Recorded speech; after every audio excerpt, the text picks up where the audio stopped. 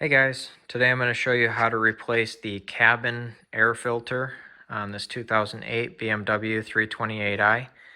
If this video is helpful, can you smash that thumbs up button, leave a comment down below for the YouTube algorithm. I also have a new filter linked in the description below.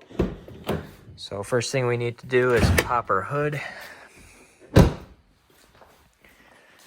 open your hood, you just lift up on this little lever right here and lift the hood. Now our cabin filter is underneath this right here. So to get this off, we need to remove 4 screws. They're 8mm. There's one right there. There's one right there. There's one right there. And there's one right there. Mine are broken, but you also need to remove these 2 8mm screws that should be connected to these brackets right here.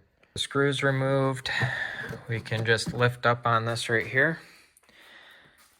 Flip this over and you can see we have access to our filter right there. To get the filter out, push in on these little tabs. So I'm pushing in with my thumb and lifting with my other fingers, just like that.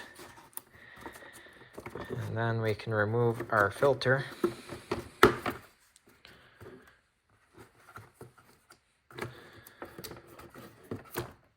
You'll have the advantage of using 2 hands, which is always nice. There we go. So you can see the difference. This side is the inside, which is still relatively clean.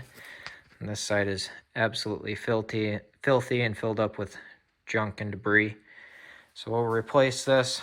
Basically just put it back in the way you took it out. And then set it back in there and reinstall those screws.